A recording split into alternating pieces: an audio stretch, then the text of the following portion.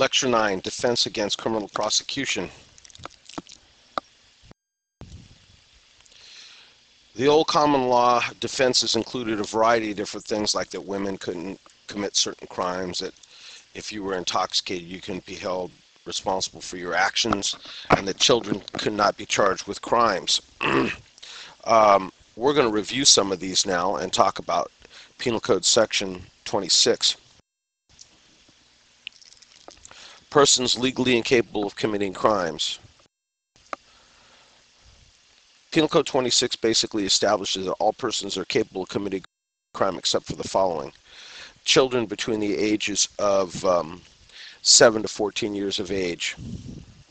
The common law rule regarding the criminal responsibility of children and the fact that they're conclusively presumed to be mentally incapable of committing any crime is completely non-existent in California. The age referred to in the criminal statute, under 14 years of age, refers to chronological, not mental age. All persons in this state who are under 18 years of age are subject to the provisions of the juvenile court law specifically and the penal code law generally. The primary jurisdiction for criminal cases involving persons under the age of 18 rests entirely with the juvenile court.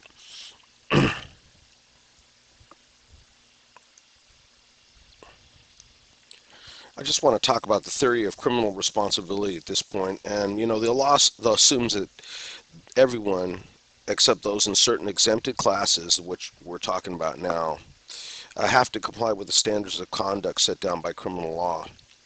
And criminal responsibility just basically means that you can legally be punished in certain situations, though the law believes that there should be some exceptions.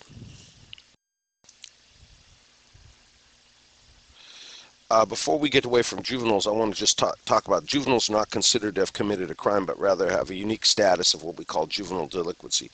So they're handled quite differently, and they're handled by a whole different court system. Now we want to talk about people who have low IQ or might be considered what we would legally, the definition would be idiots. And let's talk about the definition of an idiot. An idiot is defined as one who is virtually without mentality, one who is without understanding. This defense is clearly separated from that of an insanity plea and represents the defendant's mental status from birth. Such a person is said to be incapable of appreciating the character and significance of his or her acts. So an idiot is characterized on the IQ scale as being from 0 to 24. Mental retardation doesn't necessarily come within the purview of this defense unless it can be clearly shown that the defendant was incapable of knowing the wrongfulness of their acts. An imbecile is between 26 and 50.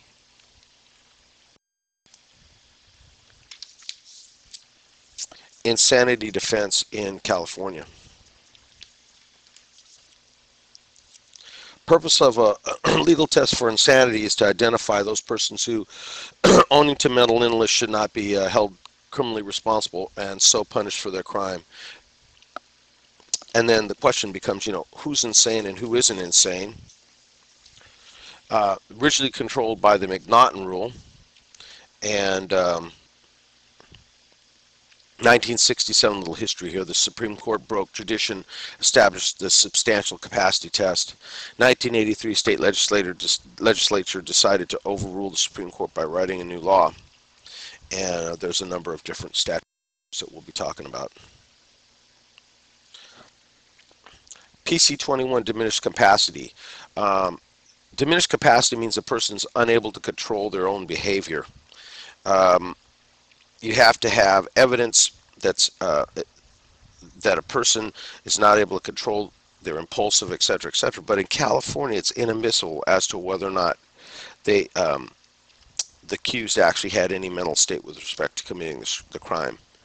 In other words, if they do the crime and you could show the criminal intent, they're chargeable in California.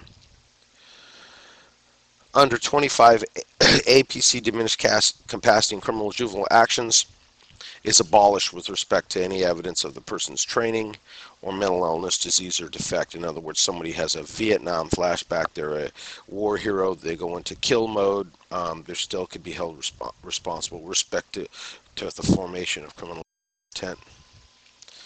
Under 25B, you had under Proposition 8, test for legal insanity is now whether a criminal defendant proves by preponderance of evidence that he or she was incapable of knowing or understanding the nature or quality of their act, and of distinguishing right from wrong at the time of the commission of the crime. This can only be considered by the court at the time of sentencing. The McNaughton test is also restored as of Prop 8. Current insanity test for California requires defendant to show that preponderance of evidence again, and the burden of proof on insanity is on the defense. Temporary insanity can also be used as a defense, but one of the loopholes there, that for drug addiction to be a legal insanity, it must be settled insanity, not merely temporary mental condition proposed by recent use of intoxicants. Evidence of mental disease can't be used. Again, the following slides just talk about the fact that you can't use diminished capacity as a defense to say that my client can't be charged. We find out whether or not they committed the crime, and from there we can look at during sentencing if they're going to cut them any slack.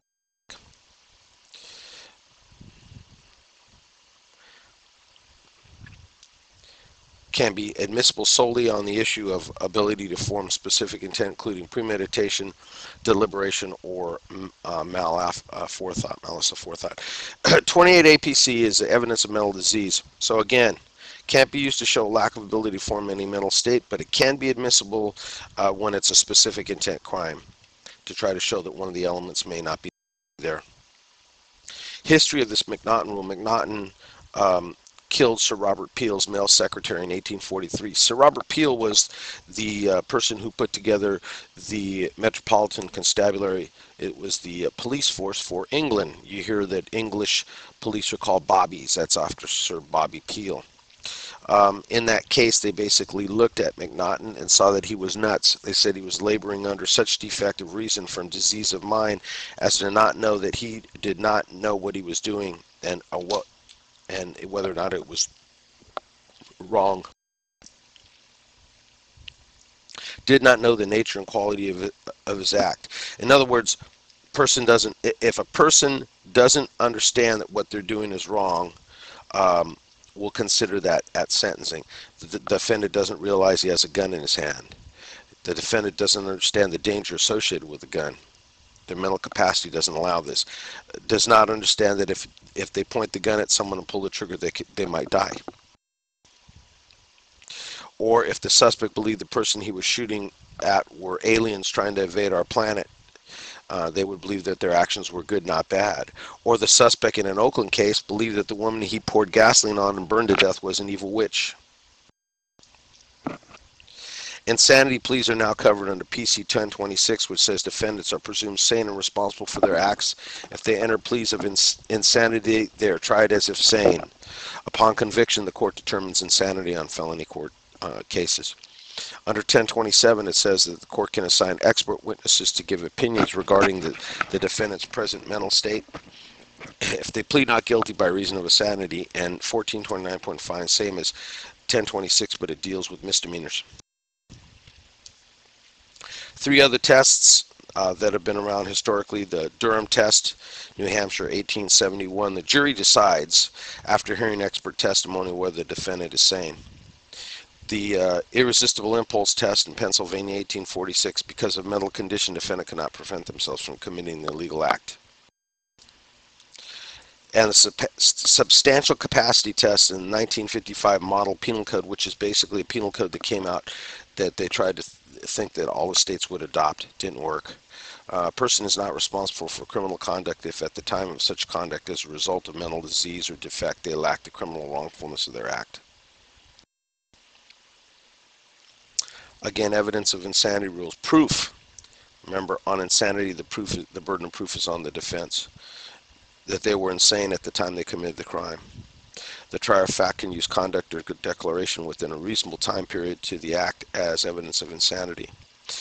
Not acceptable evidence includes doctors not an expert on insanity, or family testimony about always treating the defendant as if the defendant was insane or an imbecile, or the opinion of a doctor who's never examined the defendant. And lastly, again, addiction to narcotics is a form of insanity. I talked about some of the rules in there. Now, the following persons are excluded by law from being charged with crimes because they wouldn't possess the necessary union of act and intent. For these exceptions to come in play, the accused must act under a reasonable mistake of fact which disproves any criminal intent or negligence. One who honestly and mistakenly commits or admits an act which would ordinarily result in a crime were it not for the lack of criminal intent may usually introduce this as an example. One of the cases that I know of is called People v. Hernandez, 61 Cal. Second edition, page 529, that deals with a case involving sexual intercourse between an 18-year-old male and a female 17 years and some months of age.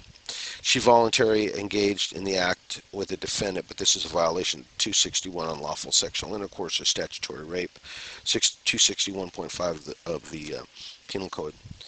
The appellate court held that it was a reversible error to refuse to permit the defendant to present evidence knowing that he had a good faith, reasonable belief that the female was 18 years of age. In other words, in this case, what happened, the defendant refused to allow the jury to examine the victim, just to look at her to see whether they thought that it was reasonable for him to believe that she was 18 years of age. Persons who committed the act without being conscious thereof. This is another area that we can look at. You know, an unconscious act applies to persons who are not conscious of acting. Examples can be performing acts while asleep or while suffering from a delirium of fever or because of an attack of epilepsy, a blow to the head, the involuntary taking of drugs, the involuntary consumption of intoxicating liquid, or any similar cause. Unconsciousness of the act does not require that a person be incapable of movement. One of the things you have to look at, involuntary intoxication. It's apparent in this case where a person is subject to involuntary intoxication without being conscious thereof. Such a person might utilize this defense. Somebody slips some intoxicating narcotic into a punch bowl, and the person that drinks it goes nuts, grabs a knife, and stabs a couple people. The burden of proof in these cases is upon the defendant to prove his or her unconscious act. Remember, voluntary intoxication, meaning that if you're going to go ahead and drink booze, under People v. Conley, it says that unconsciousness caused by voluntary intoxication is not a defense when a crime requires only a general criminal intent. Meaning that if you're so intoxicated on alcohol, and then the court might consider that you cannot form specific intent in your mind, but general intent, yes.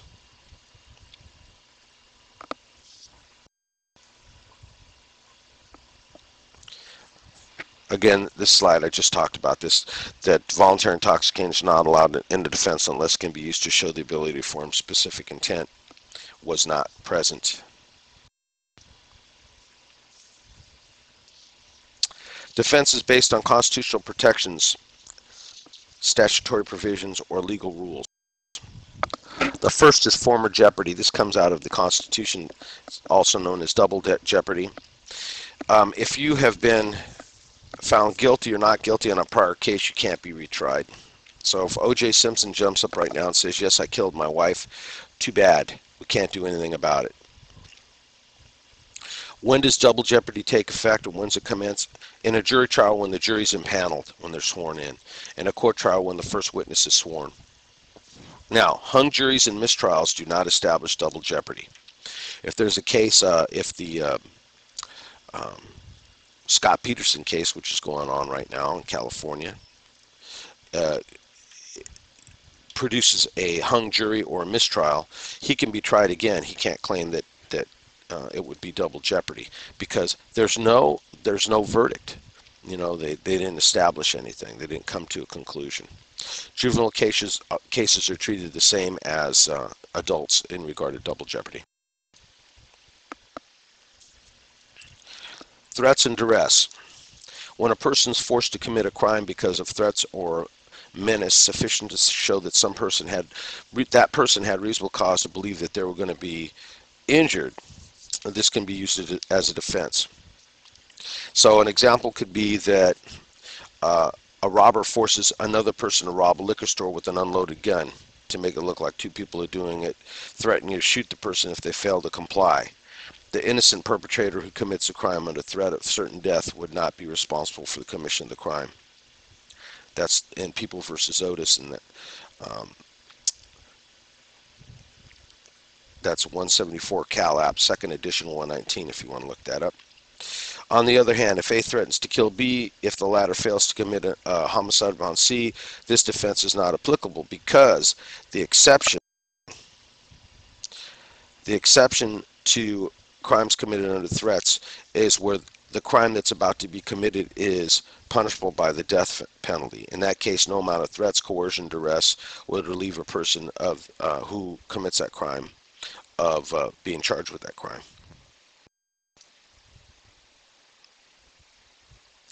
And this exception covers only threats or menaces to the accused life. Self-defense would come in if there were threats to others, and but it wouldn't excuse a crime under this section, again, because it's a death penalty if it's a homicide. Ignorance of the law.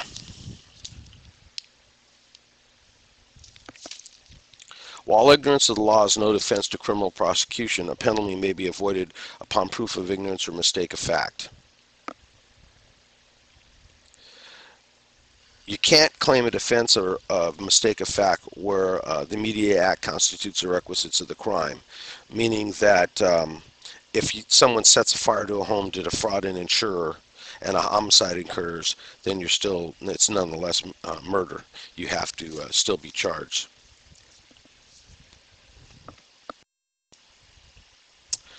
If the person is capable of legal actions, even if it's based upon the advice of an attorney, if you're culpable for legal actions, what that means is that if your tax attorney gives you some advice, but it's bending the law or breaking the law, and you get caught, you can't say, hey, my accountant gave me that information, and so therefore I can't be held responsible. You still can be held responsible. Ignorance also applies to both general specific intent requirements and crimes applied to the intent to commit the unlawful act, and it doesn't require a person intended to violate the law. The spirit of Penal Code Section 26 is to identify those persons who are unable to form necessary criminal intent.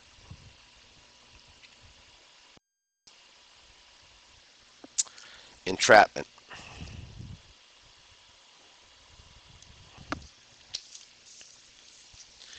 Entrapment defined. Black's Law Dictionary defines entrapment as an act by the police of inducing a person to commit a crime not contemplated by the suspect for the purposes of prosecuting them.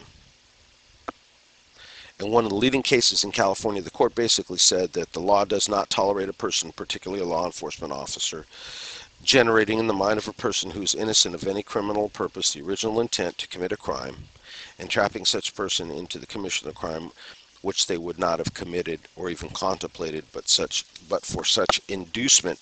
And that's in People versus Galvin, 208 Cal App, 2nd edition, 443.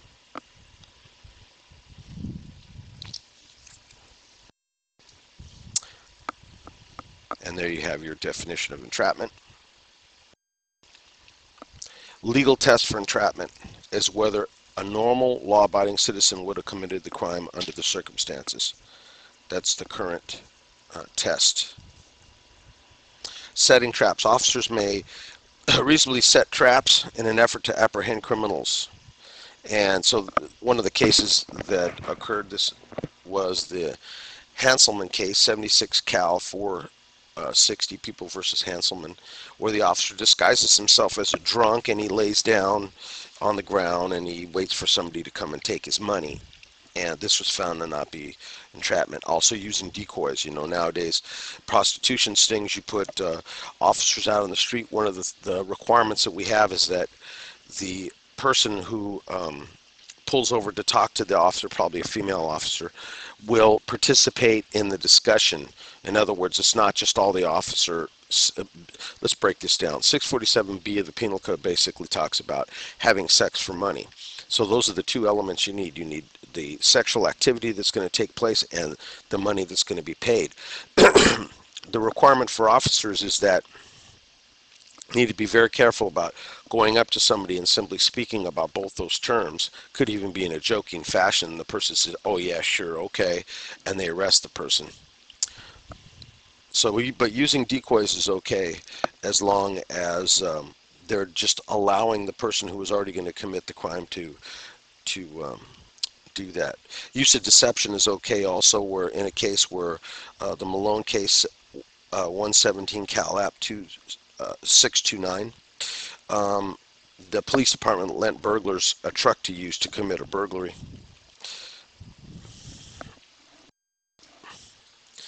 Entrapment as a defense. Entrapment applies to both state and federal courts. We'd already talked about the innocence test. Under this test, that court's going to ask whether the crime was a result of creative activity of the police or the police merely offered an opportunity for the suspect to commit the crime. The main purpose of the law, again, is to prevent crime and not to encourage it.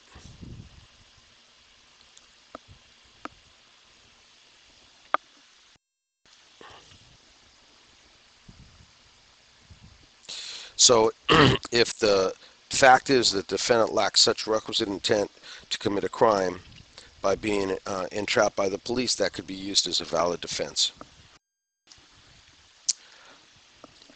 And if you break that down by elements of considerations, again, are where the defendant acting in pursuit of, were they acting in pursuit of individual intent, committing criminal acts, even where others afford the person the opportunity of committing the crime, the defense of entrapment will not relieve the defendant from responsibility. So if they were already doing it and you're just allowing the opportunity, that's not entrapment. That's good police work.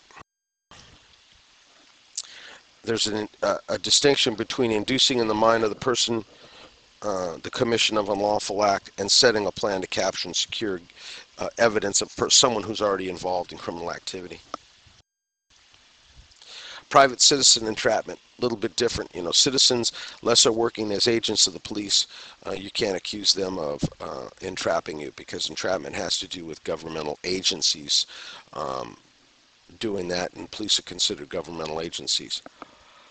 There's a case where a Grand Auto security director, on request from the police, goes in and commits a violation of the Fourth Amendment. When this later comes out, the court basically said that he was working as an agent for the police and therefore was an extension of the police, and therefore the evidence was excluded from court. There's also a recent LAPD case where you have LAPD is on the internet looking for pedophiles. These are persons that go looking for children to have sex with, and you have a female detective and she's online in a chat room talking to a suspect, and the suspect is basically looking for a woman, the woman of his dreams, and she claims that she's it, but she starts to use this language to imply she would like him to have sex with her minor children. And the language is ambiguous and confusing. Now, that the suspect in this case doesn't respond to this language. He's simply responding to, I'd really like to meet you. Maybe you're a little bit nuts. You want me to have sex with your kids? He's not commenting about that. But he wants to meet her, and she figures because she's talking about all of this information that she's going to be able to put together a child molest case on him. She convinces him to meet her at a hotel in Los Angeles, and he flies to Los Angeles to meet her. When he goes to her room, he's arrested for attempt child molest. The only case that I can think of that I was personally involved in an arrest, we had a Oakland Public Schools teacher who was teaching, I believe, around 4th and 5th grade, was a pedophile. LAPD had been writing to him for a number of years, and our vice unit took over continuing to type letters to him, and eventually arranged a meeting with him in at a hotel in town. And as a result of the meeting, he ended up giving the undercover cop some child pornography, which was not illegal at that time, but selling was. And the cop insisted on giving him some money for it, and gave him the money for it, and we went into court and had to deal with entrapment under that, and it was overturned. Statute of limitations is another defense to criminal prosecutions, and the definition is it's a legal time limit that you have between the commission of the crime and the prosecution. You just can't charge somebody with a crime and then, or you can't go back and find a misdemeanor that somebody committed 30 years ago, and now that they're running for office, you want to take that that case and demolish their political career. Offenses with no limitations, meaning that there are certain offenses that you can that don't have a limitation, and those are offenses that are punishable by death or life imprisonment with no parole, or life imprisonment with parole, or embezzlement of public monies.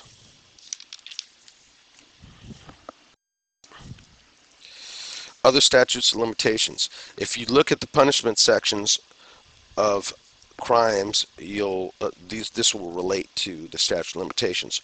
On punishments of 8 or more years, it's 6 years statute of limitation. On felonies that it's not listed, it's 3 years. That's important to know if I ask you a question like, for those felonies that don't have a listing of statute of limitations, what is the general rule? It's 3 years. There are some exceptions. I believe PC 804 deals with 4 years from discovery or completion of crime, whatever is later, and that deals with, again, absconding with public monies. It's usually public officials that do that. On misdemeanor cases, it's 1 year, and the exceptions are 647.7, annoying or molesting children. What I mean by that is someone that drives up and says some really lewd things to kids sexually, and that's also covered in a BMP 729. It's 2 years exception.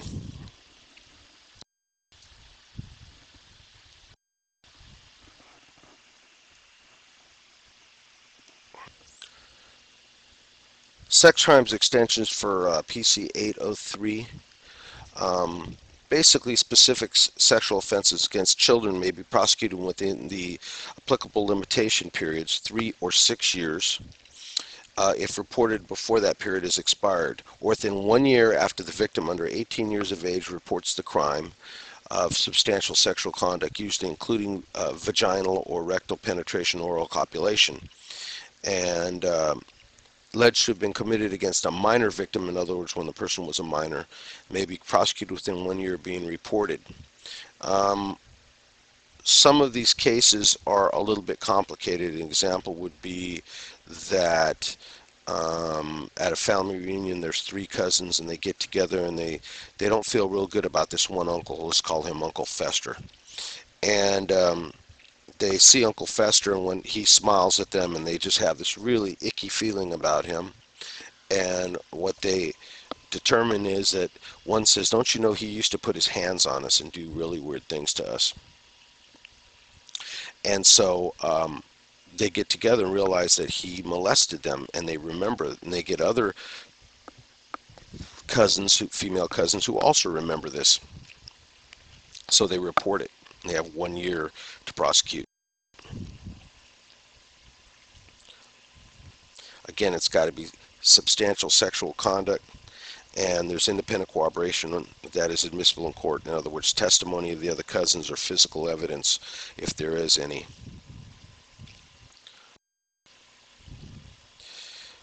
Okay, commencement of prosecution means that there's an indictment or information filed, meaning that the statute of limitations stops once the person is charged in court, the complaint is filed in court, or the case is certified to Superior Court, or arrest or bench warrant has been issued. The person could flee. That's okay. If they flee, we can bring them back and charge them 10 years later. Discovery of the offense. The burden of proof as to the fact that the offense was committed within the period established by the statute of limitation falls on the prosecution. Prosecution's got to prove that they're following the rules. Immunity is a defense. There's a couple different types: statutory immunity and contract immunity. Statutory immunity includes narcotic investigations under HS 11367. Narcotic officers are exempt from transporting, possessing, selling narcotics when they're doing it to try to make a case.